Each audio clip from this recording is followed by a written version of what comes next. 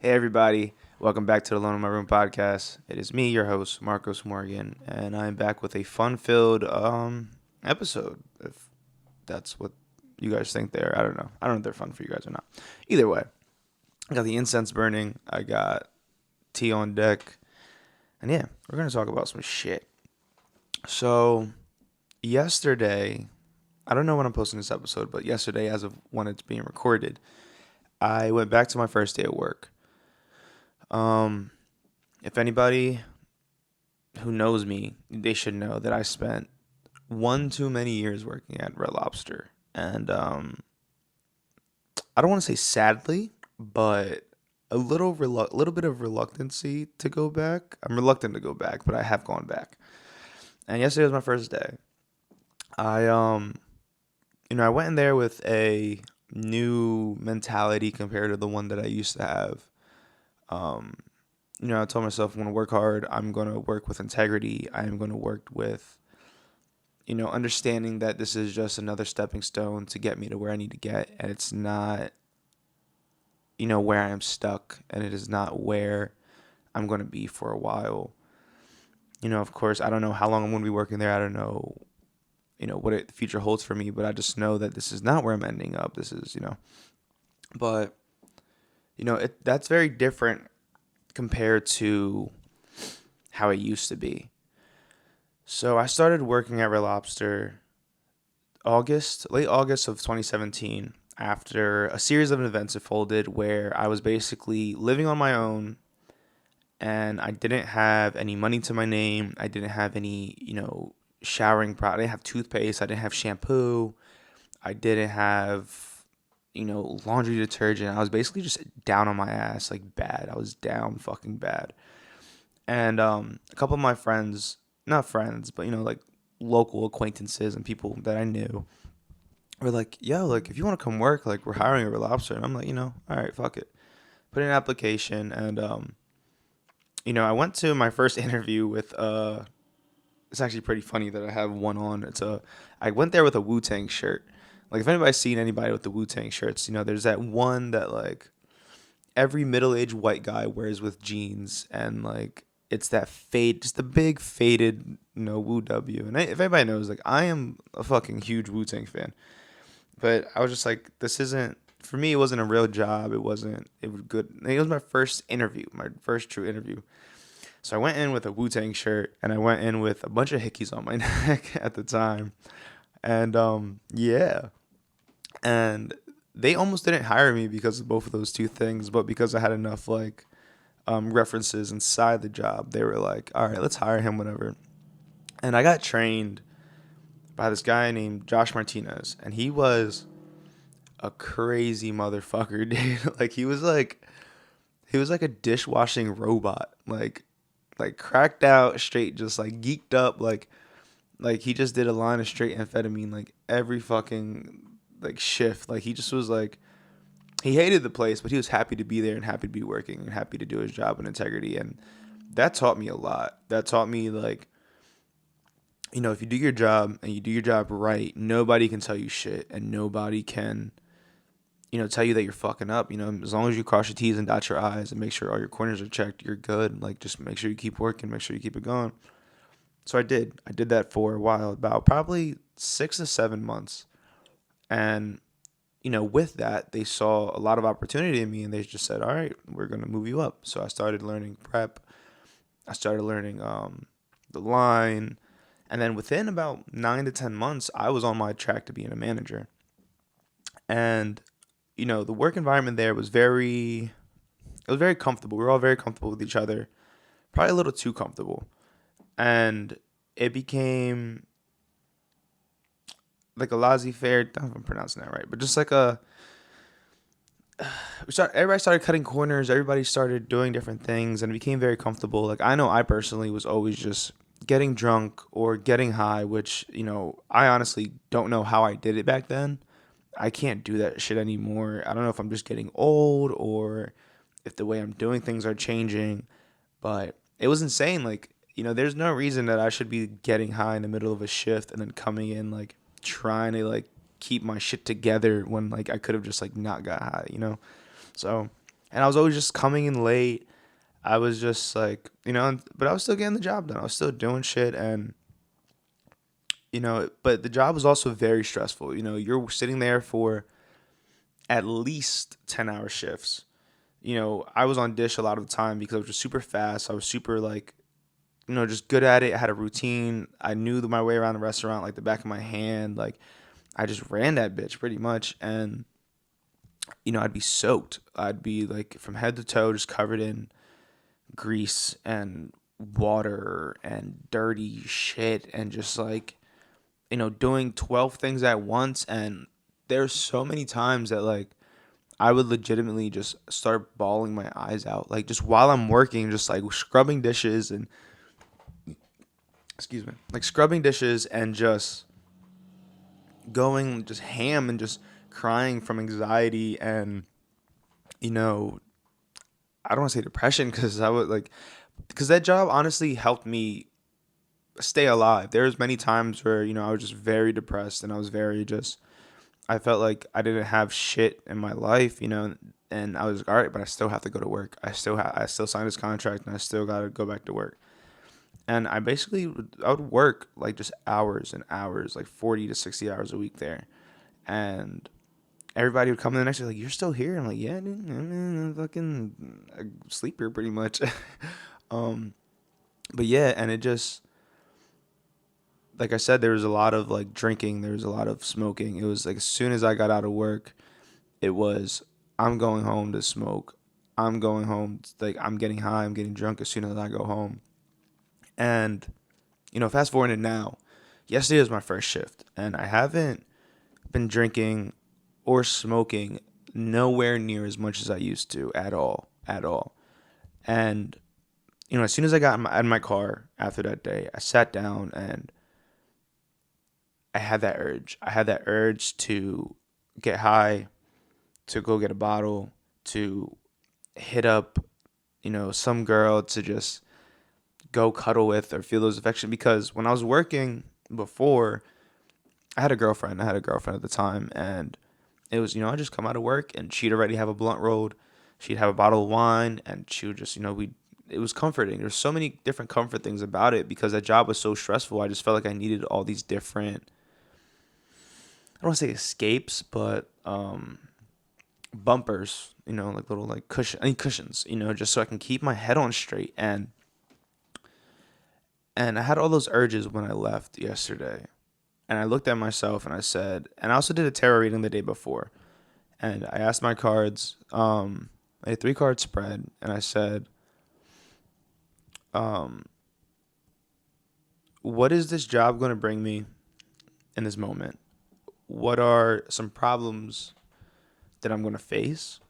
And what can I do to, make it easier or make this where I need to be for the moment? Um, and that last card that told me where what I needed to do and whatnot, it said, old habits perpetuate old circumstances. And that struck a real big chord on me because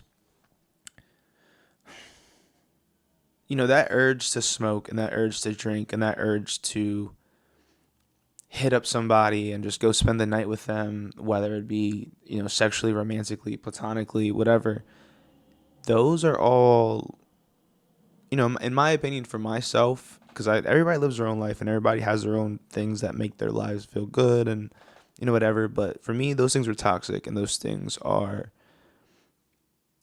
like I said, cushions to prevent me from looking at um, what I really need to look at inside myself and understand. And yes, when I come out of work, I do feel exhausted. Yes, when I come out of work, I do feel tired and like my day has gone by. But where I am right now in my life, I need the fucking money. I need the fucking money to get out of where I am and to move on to the next step of my life. And that also, I did another tarot card reading, and it was before when the Red Lobster called me back and was like, "Hey, like, would you want to come back and work again?" I wasn't sure because, like I said, I had all these different things that were stacked that come along with this job. It's the stress. It's the the need for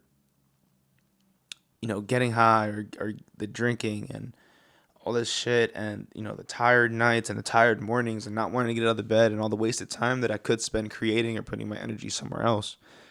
But like I said, I realized that this is a step I need to take right now to set myself up for the future that I personally want. And a card that came out was the Knight of Coins and or the Page of Coins. No, those are two different things. Yeah, the Knight of Coins. Knight of Coins. And basically everybody has a different interpretation of tarot cards. But for me, the Knight of Coins is basically, a young knight that is set up and ready to go out on an adventure, and he's looking at the coin, and he's very material oriented, but material in the sense of like there's certain things that we need in this life. It's like, if I want to do a podcast, I need this microphone, I need the computer, I need all these things, but it's, material wealth doesn't equate richness. Richness is, for me personally, is richness of the mind, richness of the soul, richness of love, richness of wisdom. Because money is just a tool. Money is just a tool to get you from here to there and there to here and back and forth and where you want to go and what you want to do. And how I perceive that, and the knight is ready to go on an adventure. And and when I saw that, it struck a chord in me of, I'm ready to go on this adventure of not only life, but to take my van, which is a very big thing, a very big project in my life. I have a van that I am currently converting into a livable space, and that's a whole adventure in and of itself. And to do that, I need a certain amount of wealth and sustainability to be able to do that. I need to be able to go where I want to go, how I want to go, and not have to worry about how am I going to pay for gas or how am I going to get back or repairs or food or just everything. There's, you have to make sure that you're on your shit, because if you're not, you're going to be somewhere in the middle of fucking Utah stuck with a whole bunch of fucking Mormons and you're probably going to end up getting converted. But yeah, so when that card came out for this, this certain portion of my life, I looked at myself and I said, Marcos, you're where you need to be. The universe is never going to put you where you're not supposed to be. You know this restaurant like the back of your hand. You know that you can do this job, that you do this job well, that you do this job with integrity and with, you're to the best of your abilities. And I do. I know that. And I have to remind myself that every single day when I go in there now, so that I don't fall short into that routine of complacency where I feel comfortable to come in late and I could just make up an excuse and make up a lie that I got pulled over or my alarm didn't go off or my alarm got unplugged, when I don't have a fucking alarm clock. I have a fucking phone. Like, I don't know. It's just, I'm a different person than I was a year ago because I haven't worked since the pandemic started. And at the time, I was also working at Chick-fil-A at Stockton University. And that place kind of showed me my worth. Even though I was putting the time in at Red Lobster for years, and I moved up. Like I said, I moved up to almost being a manager. I didn't finish this. And I was only 20 at the time. You had to be 21 to be a manager, so I couldn't do it. So they threw me all the way back down the ladder to dish. And when I realized that I could move up the corporate ladder and like make those steps, that's kind of when I realized I didn't want to. It's all just a big rat race, and it's all just a big trying to catch up and trying to wait for an opportunity to move up in a company that in the end is just owned by rich white men sitting on their ass or sitting on a fucking yacht in Bora Bora while we're here every day slaving away, while I'm here making sure this restaurant is in tip-top shape. And because of the integrity that I have of my work and shit like that, I don't care because I need my fucking money. This is what I gotta do to get my money. I'm gonna fucking get it. And like, that's it. But it also makes you realize that like you have to set yourself up in your own way, that I gotta create my own business, my own foundation for myself, my own my own livelihood instead of depending on other people to give me that money or depending on myself to go into work that day. I mean, it's the same thing with this podcast. It's the same thing with, making music. It's the same thing with the different. I have a couple of different projects in the works right now that I don't really want to disclose yet, but it's the same thing with those. It's the same thing of like today. Yes, like I said, yesterday was my first day at work. I worked a 10-hour shift and I came home and I woke up this morning and I usually sleep until 10:30, 11 when I wasn't working. But for some reason, I woke up at 9:30 today, and as tired as I was, my body woke me up and told me to get to this fucking podcast. Cause I told myself yesterday, this is my only day off this week. I'm gonna record this fucking episode, and I'm gonna put this shit out. And there's a certain level of accountability that people should have and need to have with themselves to get the shit that they want to get done done. Because if you don't, it's not going to get done. And that's, sometimes people need deadlines for themselves. Sometimes people need, you know, timelines for, tracking vocals or tracking guitars and drums and mixing and mastering and stuff. But then some people also set those goals for themselves, and when they fall short, they just crash harder than they would have if they didn't do it. But for me personally, I told myself I was going to do this. I told myself I was going to wake up and I was going to, record this podcast and get it done, get it edited, get it out. And that's what I'm doing, in the same. And I've learned these things through working. I learned these things through understanding that if I don't go to work one of these days, I'm not going to be able to feed myself. I'm not going to be able to pay my rent. I'm not going to be able to do the things that I want to do in the time when I have to do it, you know? And that's why I'm here. That's why I'm doing this. That's why I'm putting the effort into all these things in my life that I am, because I want to. I have this dire need inside of myself to not only create, this video and audio segment of thoughts flurrying out of my mouth and my brain and my soul, but to create, sonic waves of sound to be able to, just show people how I feel and how I think, or to create my other projects, which I can't disclose yet, and but those also set me up for the future. Those are also a source of income in which I can do what I love and how I love to do things and still support myself and be able to live as an artist and a creative and a thinker and a just a human being that's doing what he loves, and I thank the jobs that I've worked, to do that, because I've been making music before I started working. And, back then it was so much fucking fun. Like, if anybody has ever heard any of the beats or any of the songs that I made from between 2014 to like 2016, 2017, you know that they are just the most like mad scientist type shit. Like, I was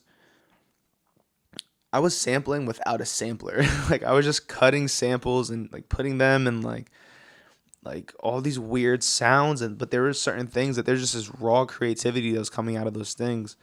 And once I started working, like, I don't want to say I lost creativity, but it definitely taught me structure. Somehow subconsciously working taught me how to build different things and the steps that you need. I mean, even just making music over time has taught me those type of things.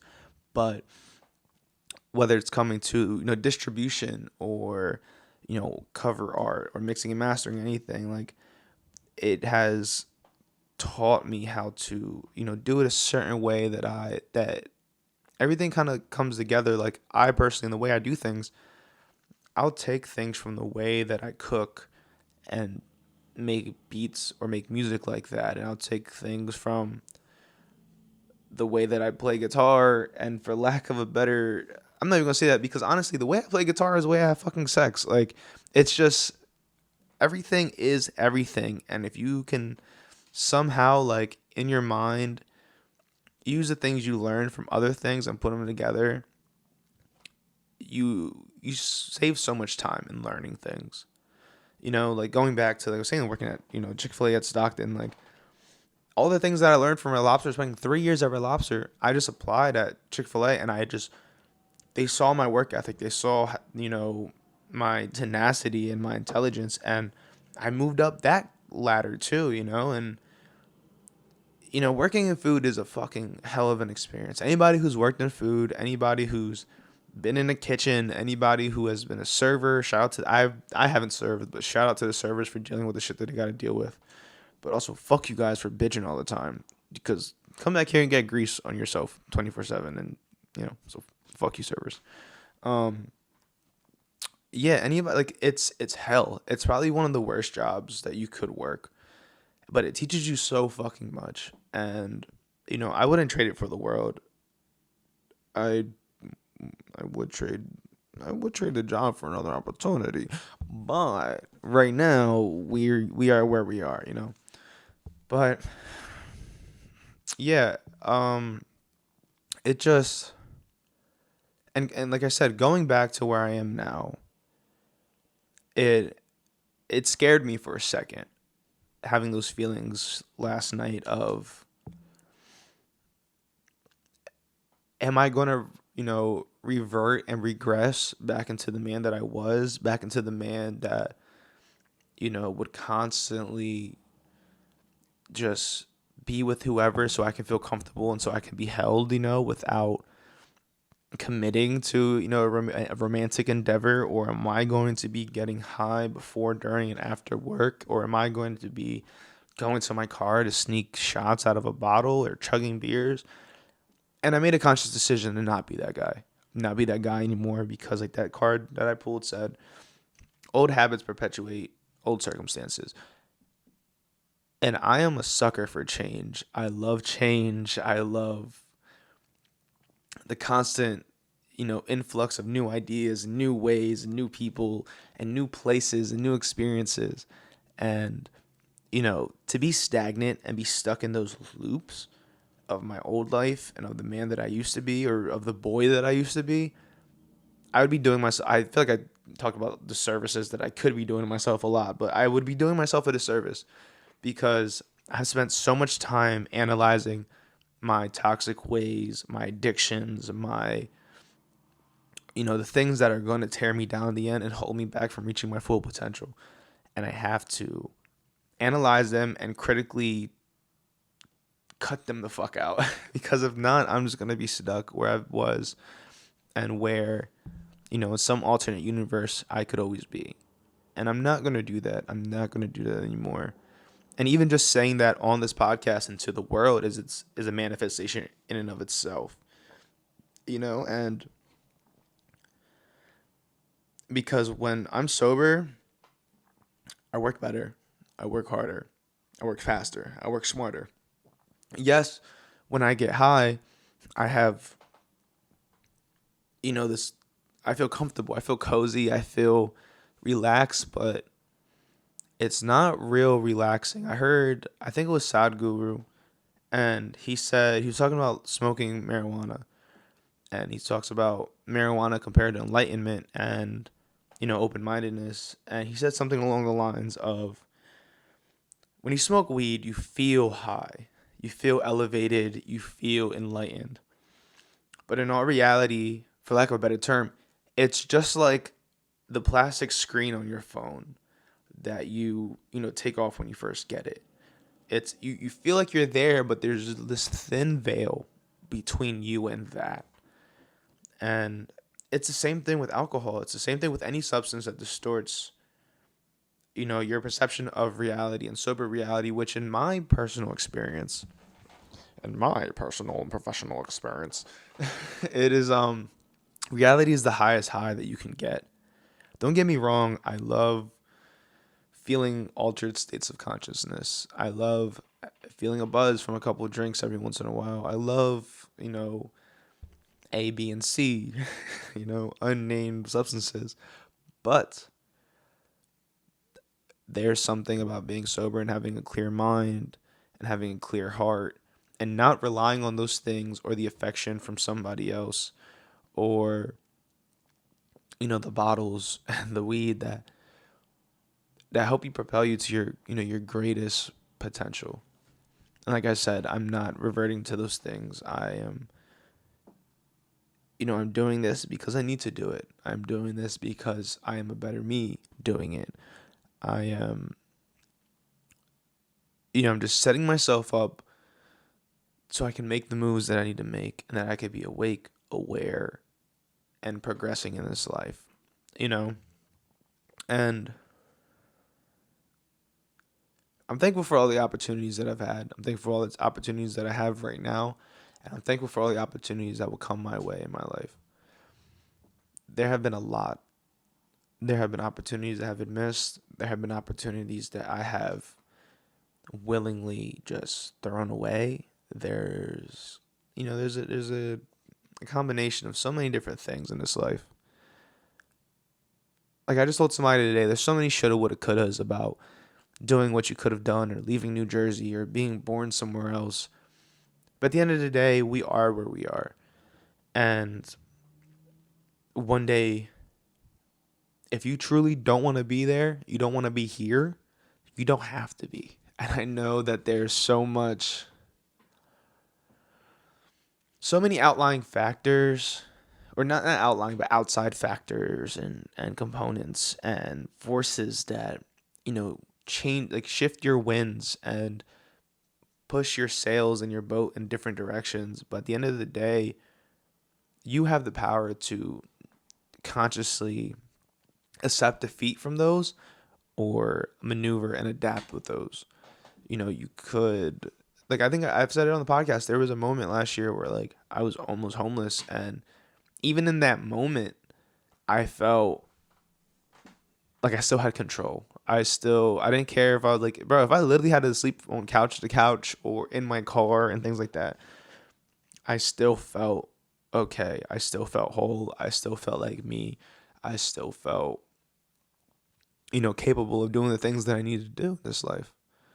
And, I just thank the universe and I thank myself and my mother and my, the forces of the universe and just everybody around me and everything in my life that has taught me anything that I have learned, everything that, like, I thank them, I thank everything for who I am today. Because if it wasn't for, working how I worked, or, the struggles with my different addictions and, my vices and the toxicity in my life that I have, taken accountability for and taken the actions to change, I wouldn't have as much wisdom as I have and as much knowledge and as much compassion for myself and the world around me, and as much, intelligence and just knowledge of how to get through these things and how to push through these times. Because working in the kitchen, I've seen people in and out, in and out, in and out. It has been just a constant, the turnover rate in the kitchen is insane. You hire somebody and 3 days later they're walking out in the middle of their shift, and who picks up the slack? Everybody else in the kitchen, because they have to, because it's guys that have been there for 5 to 10 years, that have kids to feed, that have bills to pay. And these kids that are getting summer jobs don't give a fuck if they, leave you with a bunch of dishes and a bunch of shit to cook and a bunch of, whatever. They don't care. And even there's grown men that do it, and I feel like that just says a lot about them, but it also says a lot about the people who stick there and stand and finish the job that needs to be done for themselves. It's not about the company. It's not about any of that shit. It's the fact that we got mouths to feed, whether it's ours, whether it's our families, whether it's, the kids, whether it's whatever. And we're going to get this shit done. I have met amazing people in these kitchens that I've worked in. I've met people who have lives outside of the kitchens and have businesses and food trucks and make music and make awesome art. And I've also met people who their whole heart and soul is in the kitchen. And, wherever you are in life and wherever you are doing, as long as you're happy and as long as you're doing what you got to do, what you feel like you need to do, that's all that matters. And it doesn't hurt to reevaluate your circumstances and reevaluate what you think that you need to do or what you should be doing. But if you're happy and you know you're happy, then that's okay. Because like I've said with all, smoking and being with various girls whenever like I needed comfort, you feel happy in that moment. You feel comfortable and you feel cushioned, but you're not. You're not. You're needing a blunt and needing a shot and needing to be held. Bust a nut is not being happy. Of course, these are all things that people want to do and they feel fucking good and they're fun. Yeah. But when you need those after a day of work, it is not. They're not doing what they need to do. You're not doing what you need to do. I came home from work yesterday and I sat down and I meditated and I stretched and I took care of my body. I made myself a cup of tea and I thought about the energy that I'm going to need to put and that I'm going to need to reserve to be able to get through this time in my life successfully and wholeheartedly and without losing pieces of myself.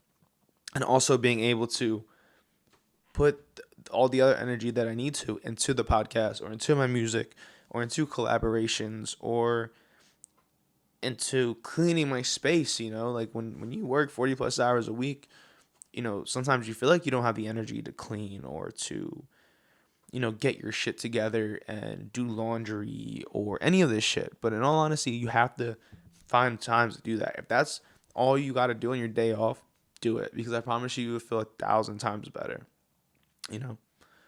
So if you're working a job that you fucking hate, if you're working a job that asks too much of you without, fulfilling your heart and your soul in return, take a look at yourself. And, I'm not, I'm not telling anybody to just walk into work tomorrow and quit their jobs, but there are other options. There is a world full of, opportunities for you and for everybody around you. You deserve to be able to work somewhere that nurtures your soul and nurtures your abilities and your skill sets and be able to provide you with more opportunities. If you feel like you're getting drained at your job, dude, corporate America is going to be in a fucking dumpster soon. Like it they don't care about you. They don't. Like they can hire somebody else.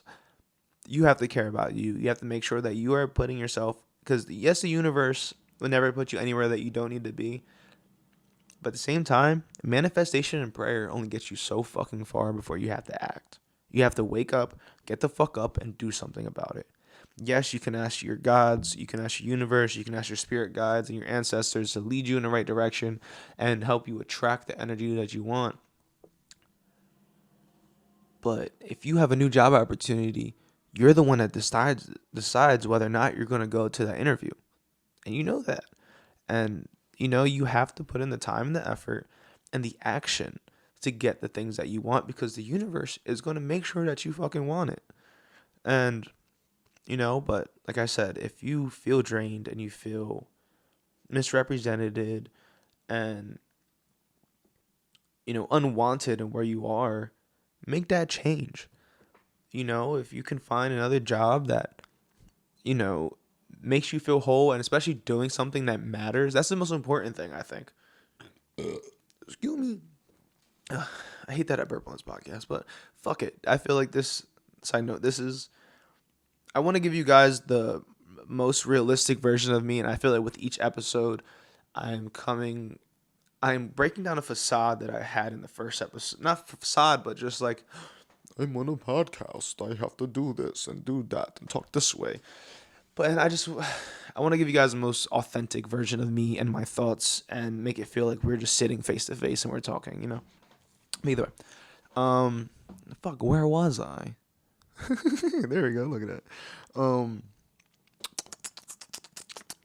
Yeah, doing jobs that really fucking matter, and there's animal shelters that need people working. Oh my god, this dog always barks at the end of my episodes. What the fuck? Either way. Are you done? You done barking, bro? He's not gonna finish barking. Somebody just pulled up outside. But yeah, there are animal shelters that need, people there. There are, community jobs that help the people in the community, and you can do outreach programs. And, I don't know if the Boys and Girls Club pays, but there are just so many different things in this world that, need people and need resources and need helping hands to help other people. And I feel like as long as you're doing something to help people, there is always just a more of a willingness to do the job that you're out there doing, because I feel like that's the one thing that helped me be in kitchens is, yes, I know that I'm working for some, rich white guy sitting on his ass running this fucking company, but at the same time, like, I'm feeding somebody. I know how I feel when I get a plate of food. I know how I feel when I go out to eat with my friends and I get to enjoy time with them and a drink or two and, a beautiful meal and be able to share time and community and that's one of the main things that has got me through all those kitchen nights is that there are families out there who this is the one time that they see each other. Or I remember specifically with Red Lobster, my family, we were okay, financially growing up. We had what we wanted, what we needed. There are some times that we were tight on money and stuff like that.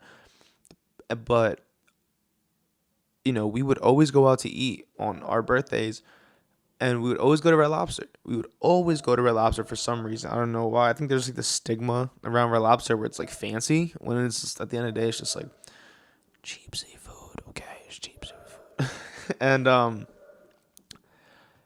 it just it resonated in my soul. All this stuff resonates. When you eat with your family and you eat with your friends, it's one of the things that are supposed to be doing. In a tribal sense, and this is where we come from. We come from the gathering together to break bread with each other and to eat and to talk and to spend time in drum circles and partake and break bread together. So just try to find your passion and try to find jobs that you can work with those, or even create your own fucking job. Create your own empire. Be your own emperor or your empress or ruler. Just and give the people around you opportunities. You have so many. I'm not gonna speak for everybody, but you have people around you with opportunities and with skill sets and with ideas and with the power to create your own livelihood and your own community and your own, you know, just empires, and I just think everybody should do that instead of giving their time and their energy to somebody who doesn't care about them. Because you care about you. I hope the people around you care about you. And if they don't, critically look at that and analyze it and cut out the people that don't. um, yeah, and I feel like there's not enough time in this world for you to not be putting that energy into yourself. As I'm doing for me. And with that, I thank you guys for listening. I thank you guys for being here. I thank you guys, all the 22 continuous listeners, 24 listeners. You guys mean the world to me. And I don't mean that in like and subscribe to my channel. No, I mean that in you know, I know for a fact there are multiple people that, listen to my podcast every time I drop one. And that means so much to me because you guys genuinely get something out of it, and you guys enjoy them, and you guys wait for new ones, and you guys like listening to me talk. I hate listening to myself talk. Honestly, I used to hate my voice on tracks and all that shit. You know what I mean? So just thank you guys. Thank you guys. Thank you gals.